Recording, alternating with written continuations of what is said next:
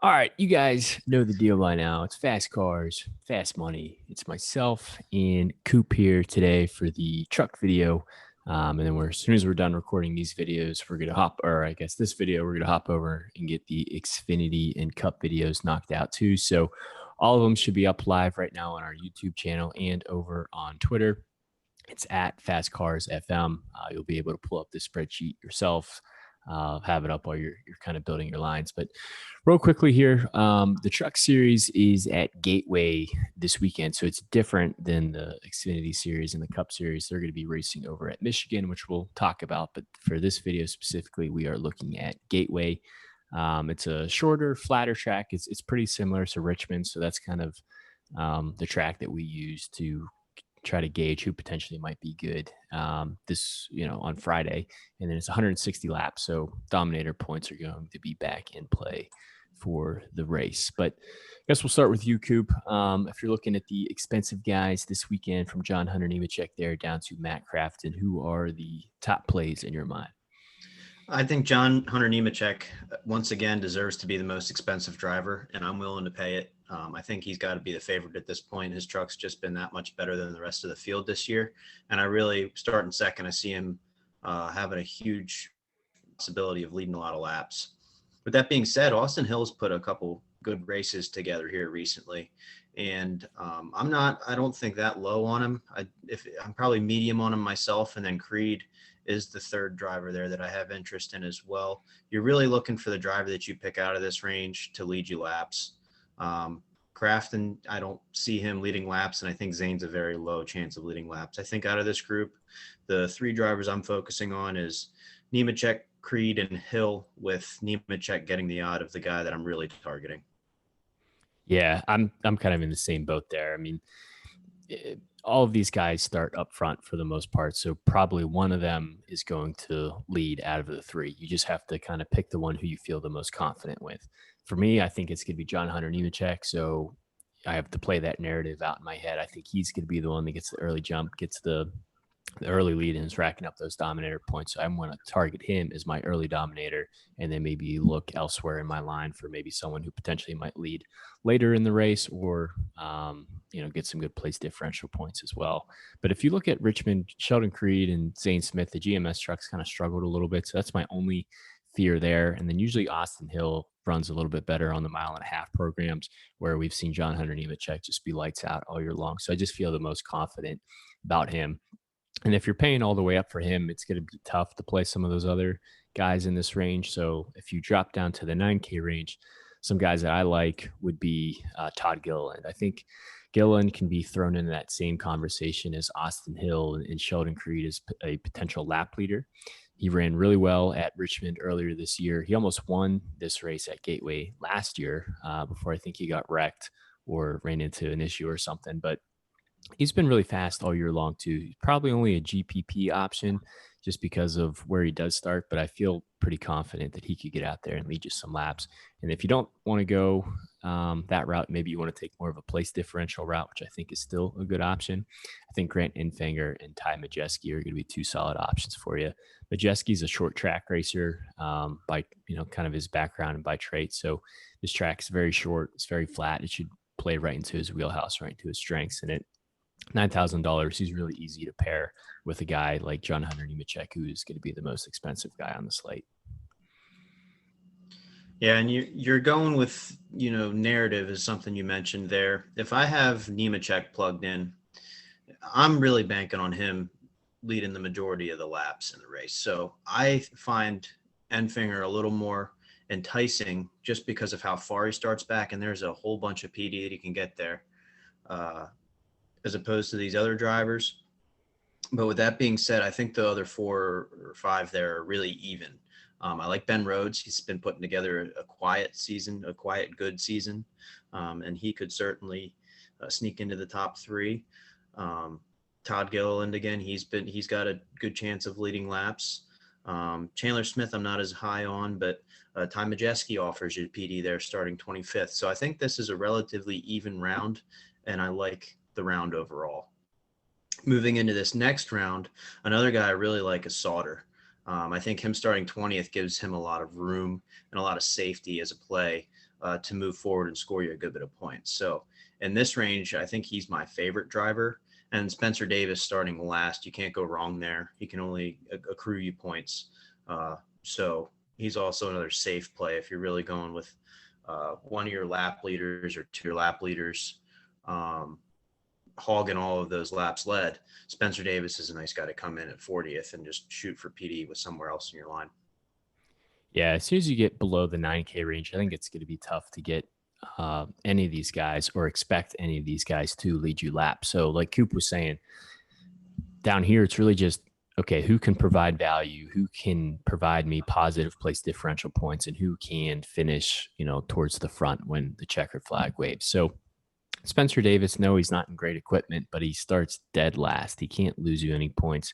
It's a really tall price to pay, so I don't love going there, but if you end up there, I don't hate it. And I think Coop mentioned it too, but I think Johnny Sauter is probably the best play in this range. Starts 20th. He should be able to move forward, compete for top 12, top 10. So all you really need out of him, out of this range. And then if you want to pivot off Sauter, because maybe you think he might be a little bit high owned, I don't mind Tyler Ankrum there. He just doesn't have the same kind of place differential upside that Sauter has. So I think Sauter is going to be the clear play there. And then dropping down to the 7K range, a couple guys here that we like. We've been high on Hocevar all year long, but again, he's probably a GPP only option, very similar to Todd Gilliland, just because of where he starts. So he can maintain his running position. We've even seen him get out front. I wouldn't expect that of him. But it is possible. So he's been fast all year long. And then Derek Krauss, I think Derek Krauss is pretty significantly underpriced this weekend. I think he's a good value play. Probably won't lead you any laps, but he's another guy like Sauter who can move forward and kind of fight for a top 10. And that's really all you want if you're pairing these guys with maybe like a John Hunter Nemechek or Sheldon Creed or someone that you feel, Austin Hill, someone that you feel confident can get you those laps led and earn those dominator points. But what about you, Coop? Any other guys I didn't talk about in the 7K range? No, I think you hit it right spot on when you were talking about Hocevar. He's probably going to have a really good finish, and that's about the most I would ever pay for Hocevar. He's put together such a good season that he keeps starting high up because he keeps placing well, but he's not going to lead you any laps. And you have to know that coming into it, and you have to know that he's going to get you a top 10, maybe a top 5, but he's probably not going to get you any laps led. Another guy I do like is Derek Krauss. He's my favorite in this entire range. I think he's out of the 7K drivers probably going to score the most points because he has that finishing potential along with a little PD built in there too. So he's my favorite play in this range. And then moving into the next range, I think Jack Wood's a similar play. I think he can move forward, and I think he's got a little bit of room there, PD room, and for the 6,500 that you're paying, I think it'll pay off. And Anderson's similar, another just PD play there where we're expecting him to move forward and score you those points, but get a decent finish too. The rest of them probably are all going to finish right around where they're starting and aren't going to get you those extra PD points. And I think that those two have a good chance to finish right around the others. If not, Jack Wood maybe better. Yeah.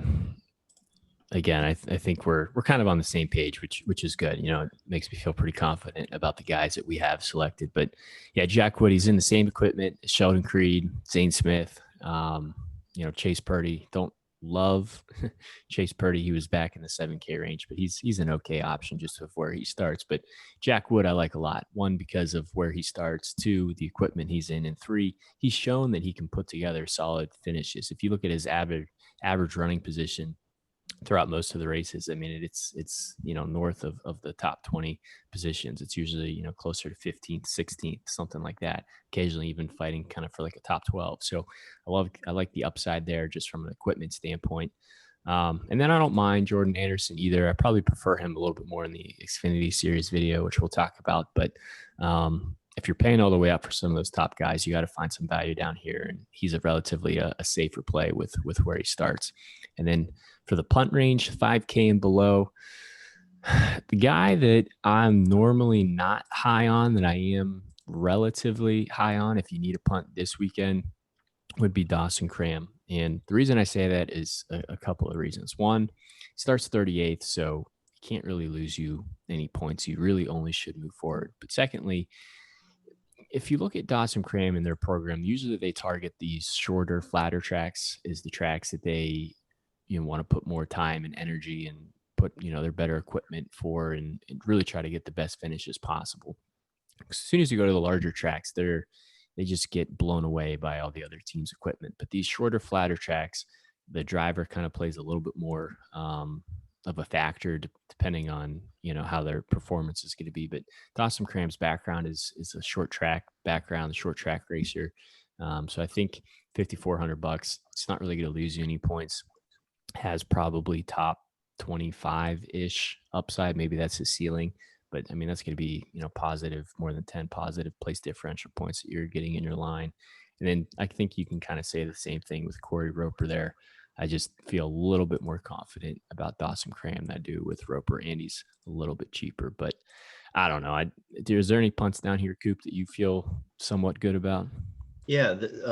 If I will say that if you are playing Roper or Cram, I strongly prefer Anderson just for a little bit more.